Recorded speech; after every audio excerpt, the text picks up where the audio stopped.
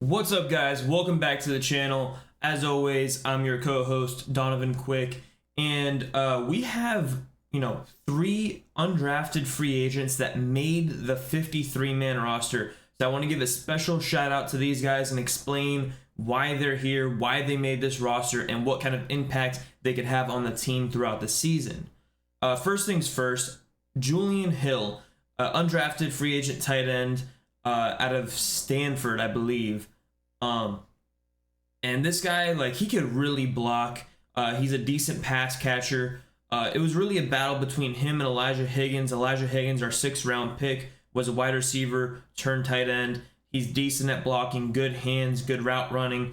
Julian Hill just beats him out. In this type of offense, we've seen in the preseason, it looks like they're going to be using receiver to replace Mike Gesicki. Hence, the tight ends are mostly going to be on a block and maybe a block and release type of deal in this offense. It's not going to be, super tight end based, kind of like, San Francisco's offense. So Julian Hill comes in here as the second best blocker, probably third best actually behind Eric Saubert, but Eric Saubert going on season-ending IR. Julian Hill then takes that spot.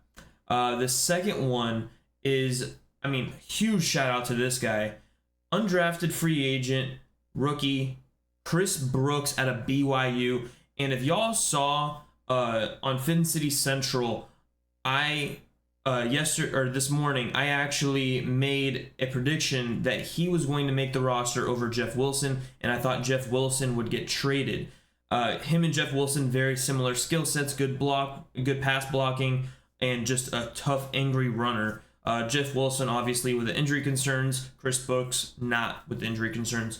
I did not have, I said from the very beginning, I did not think he was going to make the roster at all, but then he showed me in preseason, throughout, he didn't really get too many, first team reps in, or first or second team reps in training camp. So while we were there, we didn't really get to see him, but he showed up and showed out in preseason. Ends up beating out Myles Gaskin. We all kind of figured Myles Gaskin's time with the Dolphins was coming to an end. Savon Ahmed and him having very similar skill sets. Savon Ahmed being a little bit faster. So as you guys know, we value speed in this offense. And so Savon Ahmed, Myles Gaskin, very similar players. Ahmed takes it over. But Chris Brooks, just an absolute monster in the preseason. He had 3 touchdowns, but that doesn't even go on to say he finished every single run with 2-3 yards extra, just pounding forward, falling forward. And that's not, we don't really have too many big backs in this backfield. We have Mostert, but he's more of a speed guy. Jeff Wilson, a little bit shorter, but he's the pound it up the middle guy. Now we have Chris Brooks, who's kind of like a hybrid role, a little bit faster also than Jeff Wilson, and can just absolutely monster his way through the lineup, or the offensive line, through the trenches. And then the last one, I've been yelling for this dude since my UDFA video on him, Brandon Pili. I said from the very beginning that this man has a shot to make the roster. The only thing that really stopped him was that he was a little bit undersized. I'm looking at his scouting report. I'm like, so he's a good run stopper. He's a good pass rusher. His only thing is that he's a little bit undersized. But I say this all the time. Size is overrated. Now, if you're going to talk to Jacob, he's going to have a different opinion on that. He thinks size is a huge contributor.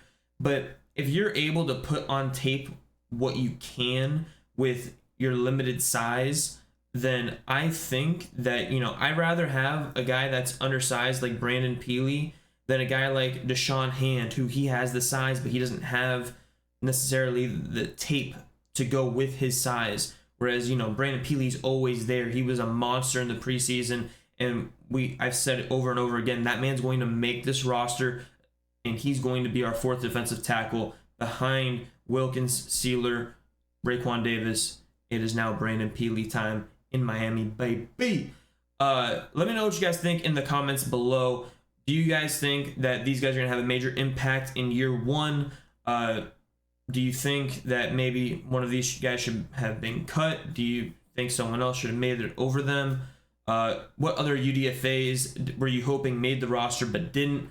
Kind of going to go over that in another video that's going to be releasing tomorrow morning. So make sure you guys be on the lookout for that.